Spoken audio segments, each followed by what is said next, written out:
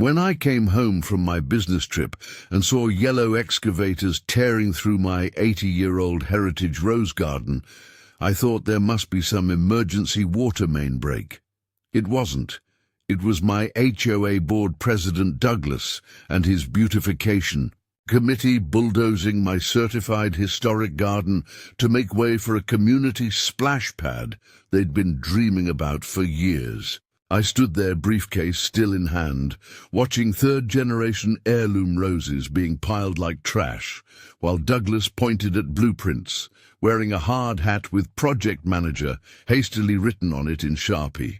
Freeze frame? Yep, that's me. The homeowner whose historically protected garden just got demolished by an overzealous HOA that had no legal authority over my property and no idea I'm literally one of the top historic preservation attorneys in the state.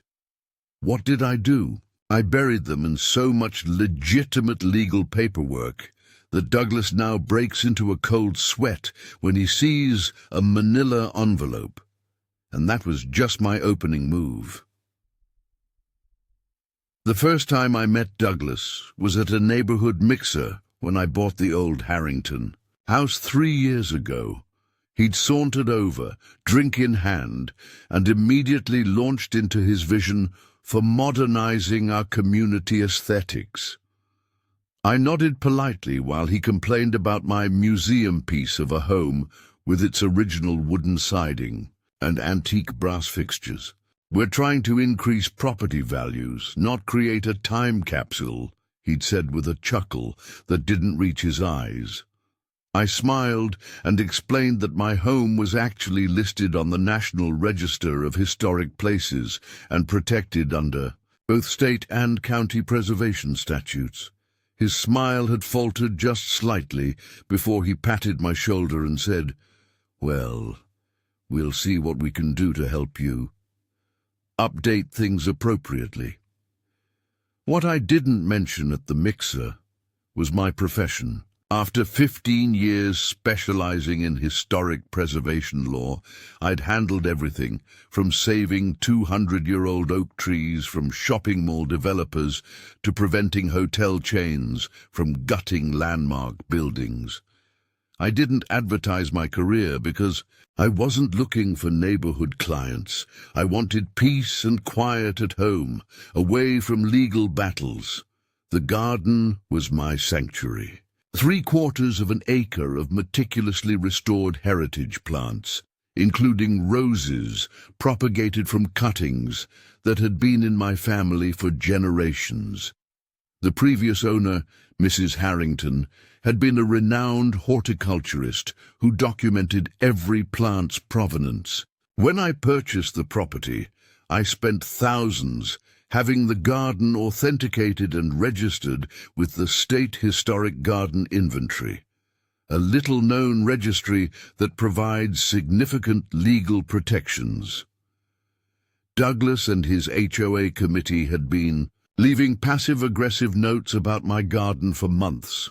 Overgrown vegetation, reducing neighborhood aesthetic coherence, unsightly historic elements clashing with community standards, and my personal favorite, excessive plant diversity, creating visual confusion. I kept every note, politely responded that my property wasn't part of their HOA jurisdiction. The boundaries had been redrawn before I purchased, and continued tending my beloved plants. What I didn't know was that while I was giving expert testimony at a preservation conference in Chicago, Douglas had convinced the HOA board to fast-track the Neighborhood Enhancement Initiative by starting construction on their dream splash pad, right where my garden stood. He'd shown them outdated property. Maps assured them they had authority and promised the work would be complete before I returned. "Better to ask forgiveness than permission," he'd reportedly said during the emergency meeting. So there I stood, watching in horror as 3 centuries of horticultural history was being ripped from the ground. Workers paused when they saw me, clearly uncomfortable with my presence. Douglas marched over, clipboard in hand, ready to smooth-talk his way through what he assumed would be a minor neighborhood dispute with an eccentric gardener. "You're back early," he said, forcing enthusiasm while placing himself between me and the destruction. "We're executing the community enhancement plan we discussed at the spring meeting. You'll love what we're doing with this underutilized space. A splash pad for the kids, seating for parents, real neighborhood bonding." I didn't speak. I simply took out my phone, called my office, and said 6 words that made Douglas's smile waver. Immediate injunction, historic garden, willful destruction. Then I took photographs, documenting everything from multiple angles, noting the time and each person present while Douglas followed me, increasingly agitated as he realized this wasn't going according to his plan. "Now look," he said, lowering his voice and switching to his reasonable tone. "There's been a mix-up, but we're already halfway done. The HOA has invested significant funds, your neighbor's money, into this project. Surely we can come to some arrangement." I looked him straight in the eyes and said, "I'm not just a homeowner, Douglas. I'm a historic preservation attorney. You've just bulldozed a state-registered historic garden, and this is going to be the most expensive splash pad that never got built." Douglas's face went through a fascinating transformation, confusion, disbelief, then the dawning horror of someone who suddenly realizes they've made a catastrophic mistake. He took a step back, almost tripping over a pile of my destroyed roses. "There must be some misunderstanding," he stammered. "The HOA documents clearly show this property is under our jurisdiction." "Those documents were amended 7 years ago," I replied, my voice eerily calm despite the rage building inside me. "My property was specifically excluded from HOA governance during the Westfield rezoning. It's literally on page 2 of my deed, which your committee should have verified before bringing in bulldozers." His eyes darted to the workers who had stopped to watch our confrontation. "Continue the work," he shouted, but I could hear the panic edging into his voice. "We have approval and permits." "Actually, you don't," I said, holding up my phone to show the county website. "No demolition permits have been issued for this address in the past 5 years. And you certainly don't have approval from the State Historic Preservation Office, which is legally required before altering any registered historic landscape." By now, other neighbors had gathered at the edges of my property, drawn by the commotion. Douglas straightened his posture, clearly aware of his audience. "This is a simple misunderstanding that we can resolve without dramatics," he announced loudly. "The HOA has thoroughly reviewed the legal standing and—" "Show me the environmental impact study," I interrupted. "Show me the approved permits. Show me the certified letter you were required by law to send me 90 days before any work commenced on a registered historic property." Douglas's mouth opened and closed silently. One of the excavator operators removed his hard hat. "I need to see." "Those permits, sir. We can't continue without proper documentation." "Check your email," Douglas snapped at him. "Everything was sent last week." "Nothing in my inbox about historical designations," the operator replied, already pulling off his work gloves. "I'm calling the supervisor. We're not getting involved in a preservation dispute." Within an hour, the workers had packed up and left, leaving behind a partially destroyed garden and a fuming Douglas, who retreated to his house across the street. I spent the evening documenting every plant that had been damaged or destroyed, cross-referencing with the official inventory filed. With the state registry, the devastation was worse than I initially thought. They'd bulldozed through the central section containing the oldest plantings, roses that had been carefully propagated from cuttings brought over from England in the 1870s, heirloom vegetables grown from seeds that predated commercial hybridization, and medicinal herbs documented in use by the original homestead family. The garden hadn't just been beautiful, it was a living museum of agricultural history.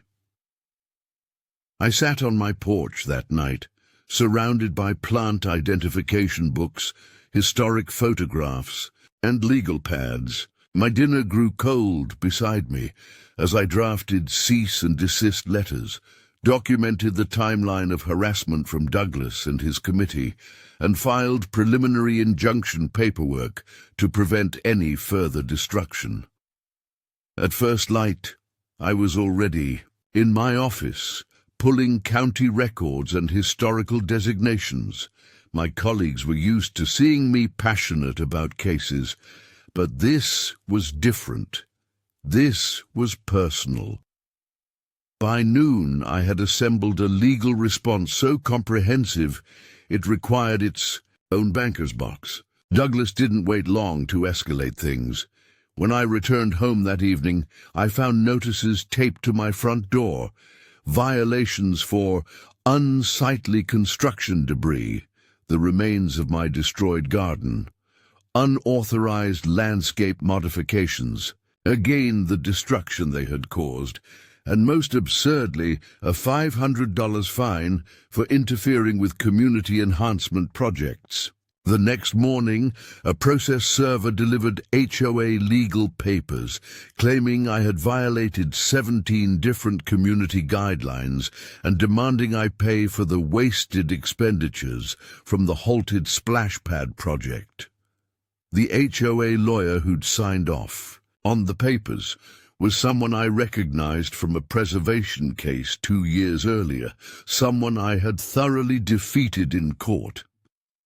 Douglas began driving by my house slowly, multiple times a day. He organized emergency HOA meetings, to which I wasn't invited, despite the fact that they were obviously discussing my property. Neighbors reported that he was showing doctored photographs of my garden, claiming it harbored rodents and posed safety risks to community children. When I tried to start rehabilitating what remained of the garden, Douglas called the police, claiming I was conducting unauthorized construction without permits.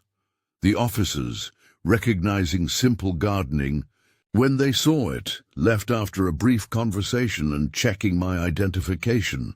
Douglas watched the entire interaction from his driveway, arms crossed and scowling. The following week, I received notice that the HOA board had unanimously approved a special assessment for all neighborhood homes, $2,000 per household for legal contingencies related to community improvement obstacles. It was a transparent attempt to turn my neighbors against me by making them pay for the HOA's mistake. Some neighbors avoided me now, while others furtively expressed support, but were afraid of becoming Douglas's next target. At night, car headlights would shine through my windows as vehicles slowed down in front of my house, Douglas or his committee members conducting surveillance to document further alleged violations. But what Douglas failed to understand was that every harassment, every false claim, every attempt to pressure me was meticulously documented, photographed, and added to my growing legal arsenal. While he thought he was wearing me down, he was actually building my case for me, one ridiculous violation at a time. I knew from experience that people like Douglas rarely back down, they double down. His entire identity was wrapped up in being the neighborhood authority figure, and I'd challenged that publicly. This wasn't just about my garden anymore. It was about power. So I decided to shift from defense to offense, using the very systems Douglas thought he controlled. My first step was filing a formal complaint with the State Historic Preservation Office. I submitted comprehensive documentation, before and after photographs, the garden's official registry paperwork, botanical inventories of destroyed specimens with market values, and a chronology of HOA harassment. I requested an official investigation into willful destruction of protected historic assets. Next, I contacted the County Planning Department to verify what I already suspected. The HOA had filed no permits for their splash pad project. Not one. No construction permits, no environmental impact studies, no water usage assessments, no public works applications for the required plumbing and drainage. Douglas had bypassed every regulatory requirement, assuming his HOA authority trumped actual laws. While those wheels were turning, I began researching the HOA itself. Most homeowners blindly accept HOA authority without investigating its actual legal standing. I spent a weekend buried in county archives, reviewing the original incorporation documents, subsequent amendments, boundary changes, and operating procedures. What I found was a goldmine. The HOA had failed to properly renew its organizational status 3 years ago, a seemingly minor paperwork oversight that rendered many of their recent actions legally questionable. Their bylaws contained provisions that directly contradicted county ordinances.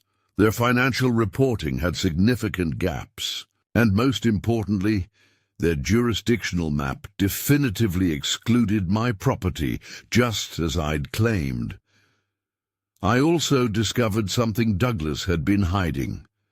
The community splash pad had been designed to primarily benefit just 7 homes, including Douglas's, while assessments for its construction would be spread across all 42 homes in the neighborhood.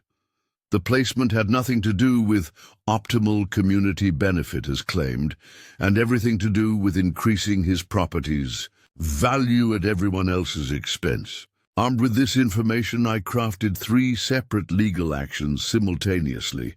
First, a cease-and-desist order against the HOA and Douglas personally. Second, an application for emergency protective status for the remainder of my garden. And third, my personal favorite, a detailed complaint to the county district attorney outlining potential misappropriation of HOA funds and fraudulent representation. But legal maneuvers alone wouldn't resolve the community aspect of this problem. Douglas had been turning neighbors against me, and I needed to reclaim the narrative, so I created a simple brochure documenting the historical significance of the garden, including photos of how it had looked before destruction, its certification, documents, and a thoughtful explanation of why preservation matters for community heritage. I hand-delivered these to every home in the neighborhood, introducing myself to people who only knew me through Douglas's characterization. Many were surprised to learn I wasn't part of the HOA at all, that the splash pad would have benefited only a small section of homes, and that their special assessment was paying for a project that hadn't secured basic permits. While speaking with neighbors, I learned something else. Douglas had a history of using HOA funds for projects that primarily enhanced his property value. The previous year's community security lighting had somehow resulted in theatrical illumination of his home's facade, while other streets remained dimly lit. The neighborhood entrance beautification had focused exclusively on the entrance nearest his house. One elderly neighbor, Mrs. Kimball, invited me in for tea and showed me HOA meeting minutes from the past decade. She'd kept meticulous records, frustrated by the gradual power consolidation, but too intimidated to speak up. Those documents revealed a pattern of Douglas manipulating votes, selectively enforcing rules, and gradually replacing board members with his allies. Meanwhile, the county officials had begun responding to my inquiries. The planning department issued a formal notice to the HOA regarding unpermitted construction activity. The Historical Commission sent a preservation specialist to assess the damage to my garden and document the destruction. The Water Authority opened an investigation into the unauthorized water features planned for the splash pad. Douglas's response was predictable: escalation. New violation notices appeared on my door daily, now for increasingly absurd infractions. Excessive native plant species, historical architectural elements inconsistent with community aesthetic, and my personal favorite, unauthorized historical status. He organized an emergency HOA meeting to amend bylaws, attempting to retroactively claim authority over my property. What he didn't know was that I'd anticipated this. The day before his emergency meeting, every homeowner received a certified letter from my law firm outlining the HOA's current legal vulnerabilities, the questionable status of their organizational standing, and a detailed accounting of how their dues had been allocated to projects primarily benefiting board members' properties. The letter closed with an invitation to an informational session at my home, directly competing with Douglas's emergency meeting. I spent that evening hosting neighbors in my partially destroyed garden. Many saw for the first time the historical features that had been bulldozed, the careful documentation and labeling system for heritage plants, and the actual property boundary markers that clearly placed my land outside HOA jurisdiction. People asked thoughtful questions about preservation, property rights, and the limits of HOA power. Several shared their own stories of intimidation and selective enforcement. Douglas's emergency meeting, I later heard, was sparsely attended. Those who did go reported that he spent most of it red-faced and ranting about agenda-driven troublemakers and anti-community elements. When questioned about permits and property boundaries, he abruptly adjourned the meeting, claiming documents were currently with legal counsel. That night, I finally began feeling like the tide was turning. But I knew Douglas well enough by now to expect something dramatic. People like him don't surrender power gracefully. They lash out. I installed security cameras, backed up all my documentation to secure servers, and prepared for whatever came next. I didn't have to wait long for Douglas's next move. The following morning, I woke to find a bulldozer parked at the edge of my property, and Douglas standing beside it, arms crossed, with two uncomfortable-looking board members flanking him. He'd called an emergency infrastructure inspection and was claiming that water lines for the entire neighborhood ran through my garden and required immediate access.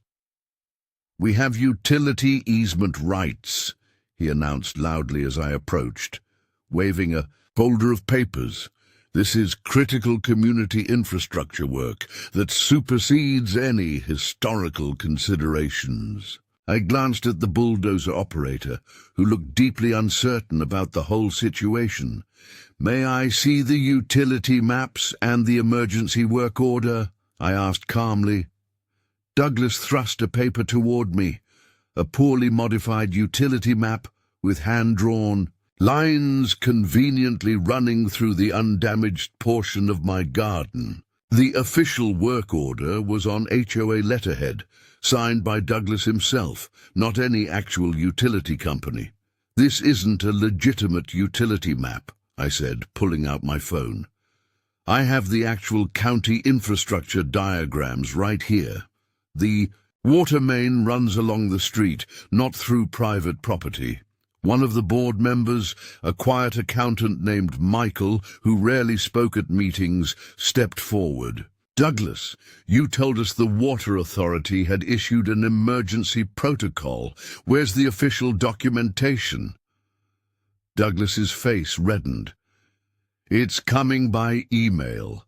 This is time-sensitive. We need to move now before the situation worsens." "What situation?" Michael pressed. "You said there was a leak threatening foundation stability, but I don't see any evidence of water damage."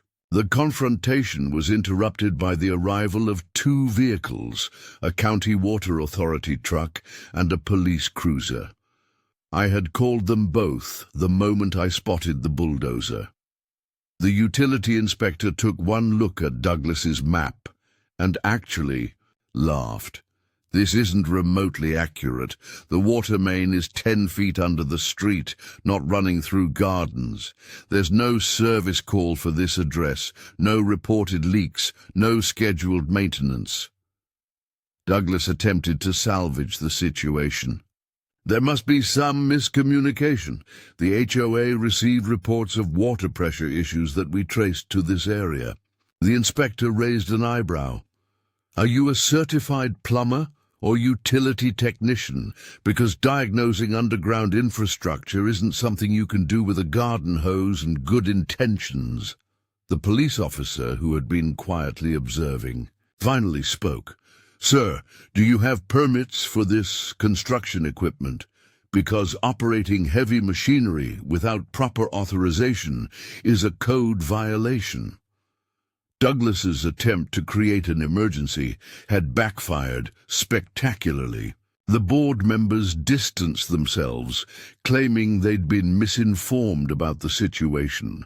The bulldozer operator packed up, mumbling about never working in this neighborhood again, and most satisfyingly, all of this unfolded in full view of at least a dozen neighbors who had gathered to watch. That afternoon, my phone began ringing with calls from other homeowners. They shared stories of intimidation, selective enforcement, and questionable financial decisions.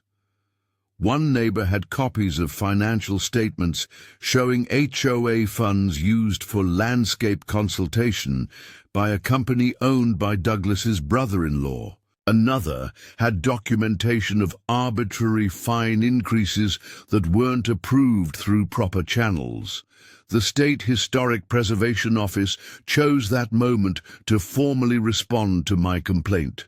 They issued a scathing preliminary finding of willful and unwarranted destruction of protected historical assets, and ordered a full reconstruction plan be submitted within 30 days. The notice came with potential penalties that made even my legal eyes widen. Up to $250,000 in fines for knowing destruction of registered historic elements. I immediately made copies and distributed them to the HOA board members with a simple cover note: "This is your personal liability as well if you continue supporting unauthorized actions." That evening, two board members came to my home separately, literally looking over their shoulders to ensure Douglas wasn't watching. They wanted to distance themselves from the splash pad project, claiming they'd been misled about jurisdictional authority and permit requirements.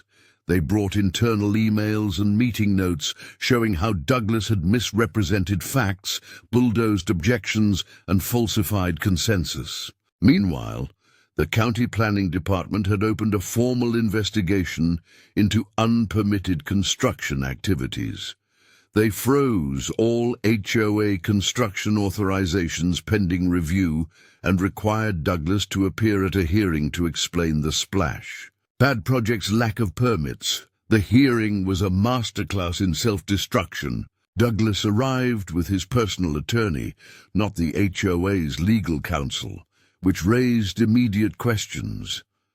When presented with evidence of operating without permits, he claimed HOAs had inherent developmental authority that superseded county regulations. A legal theory so creative that several officials exchanged incredulous glances. When questioned about destroying a registered historic garden, he dismissed the designation as paperwork that shouldn't override community needs. The historical commissioner. Prison asked if he would apply the same logic to demolishing a historic building because he preferred a parking lot. Douglas's response, if it served the greater good, absolutely, audibly shocked the room. By the time the county administrator presented the modified utility maps Douglas had created, his credibility was in tatters. His attorney's pained expression said everything.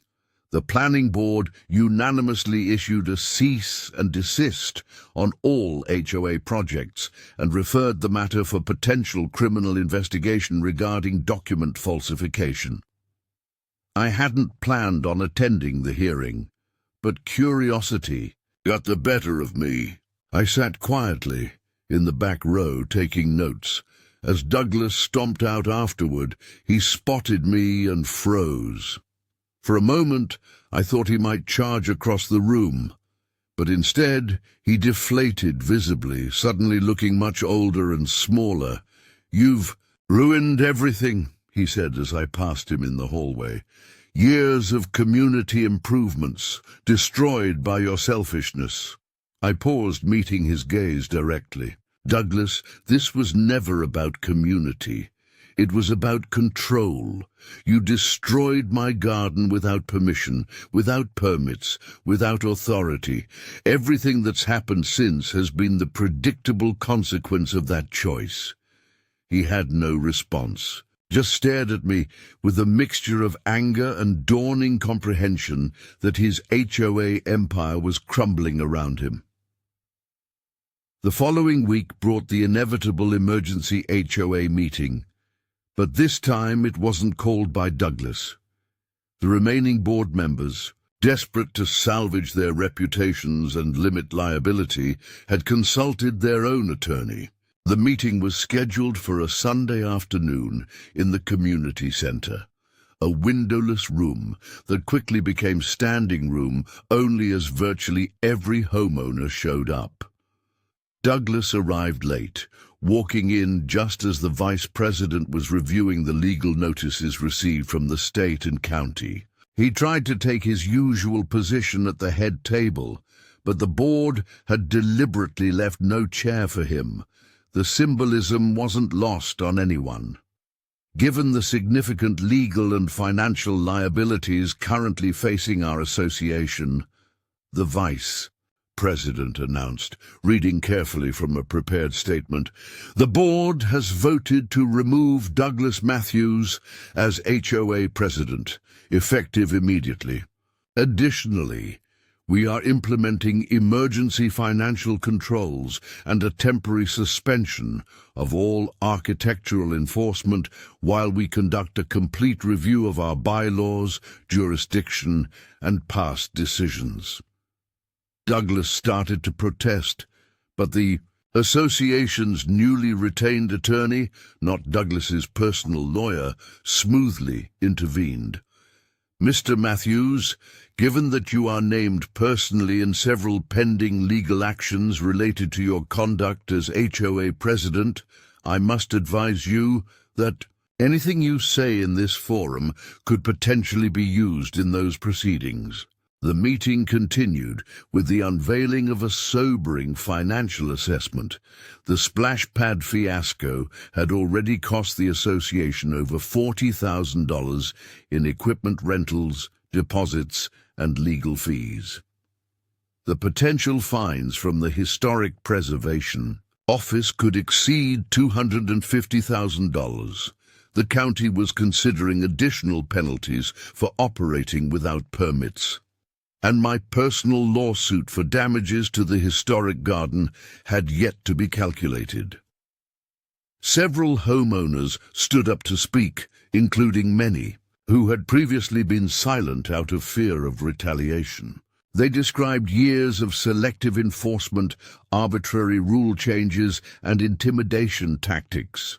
Mrs. Kimball shared her meticulous records, documenting how the HOA under Douglas had primarily funded improvements that enhanced board members' property values while neglecting other areas. "This stops now," declared Michael, the accountant who had questioned Douglas about the fake utility maps.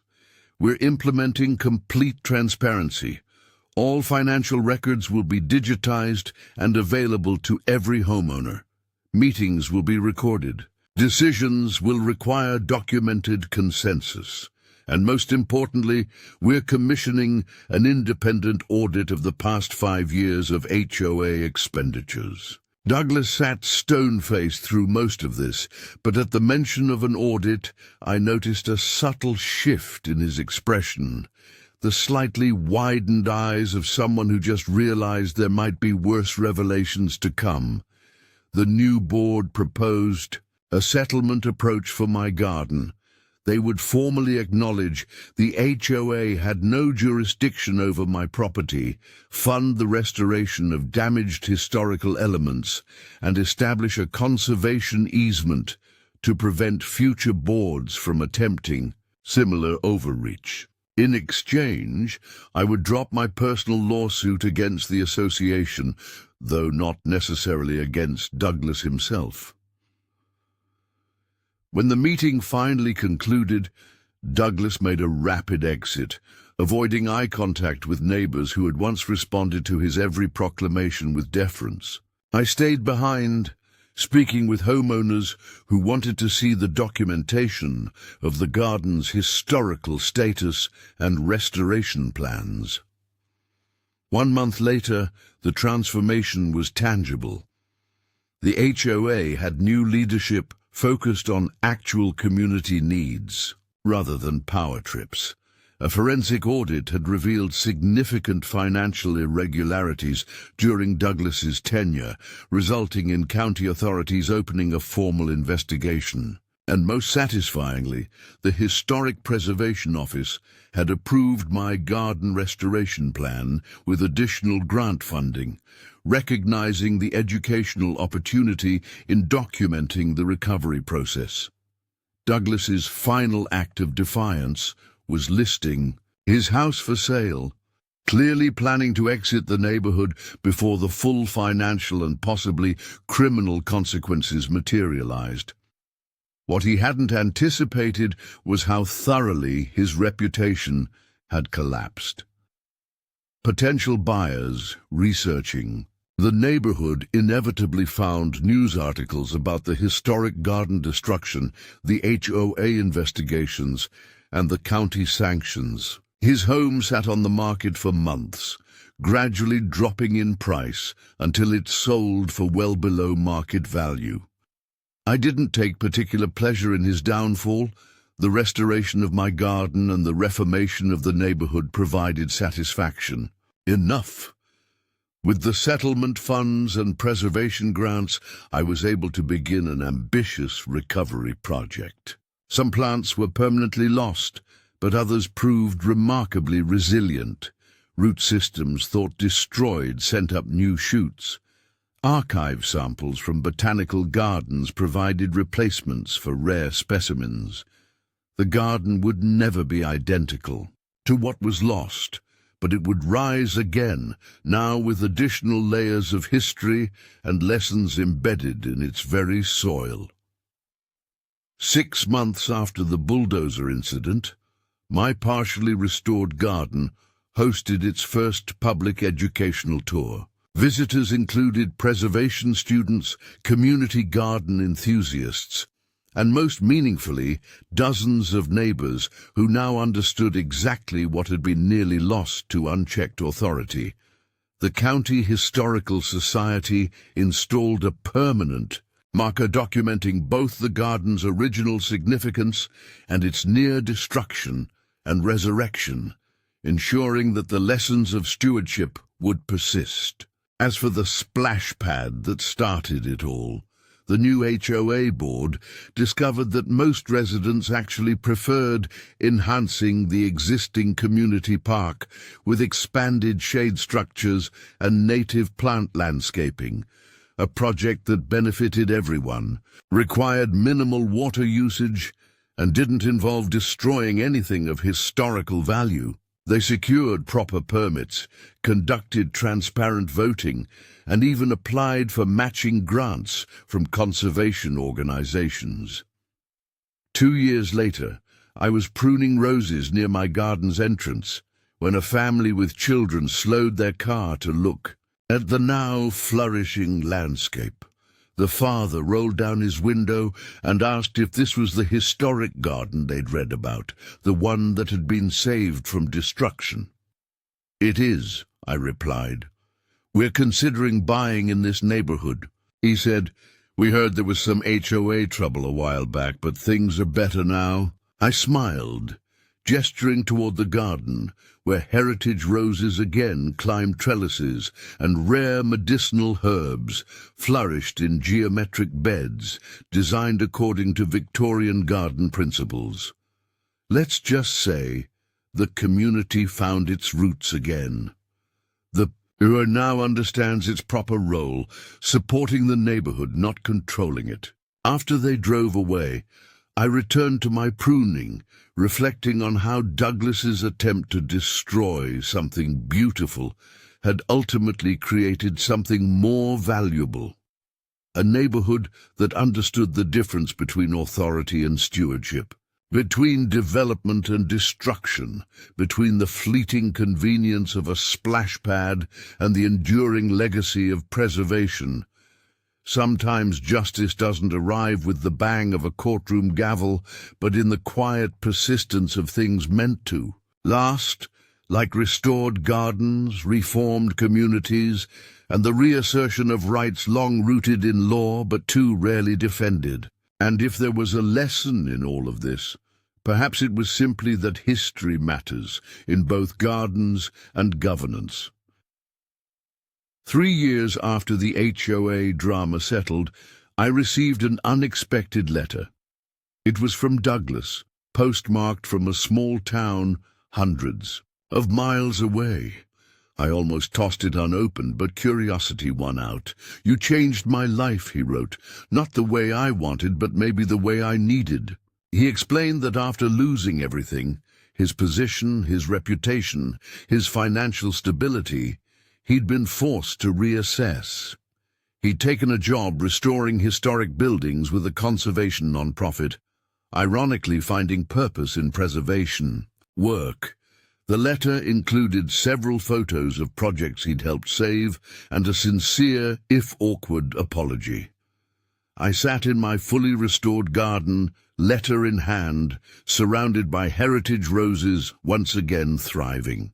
Some wounds healed differently than expected. The garden would never be identical to its original form, but in many ways it had grown more meaningful through its near destruction and rebirth. Last month, our neighborhood hosted its first annual Heritage Garden Tour, featuring not just my property, but 7 others inspired to research and restore their own homes' historical elements. The event raised funds for a community trust dedicated to preserving local history while supporting thoughtful development. As for the infamous splash pad site, it's now a community herb garden where neighbors grow everything from culinary herbs to medicinal plants, with educational plaques explaining their historical uses. Children who once might have splashed in chlorinated water now learn how to identify plants that have sustained humans for centuries. Sometimes, justice isn't just about winning. It's about transforming conflict into something neither side could have imagined alone. If you enjoyed this story of sweet revenge, served with a side of historical preservation, hit that subscribe button and join our channel for more tales of everyday justice. Share your own HOA horror stories in the comments below, and don't forget to turn on notifications so you never miss our weekly uploads of satisfying comeuppance. Until next time, remember that knowledge is always your most powerful weapon.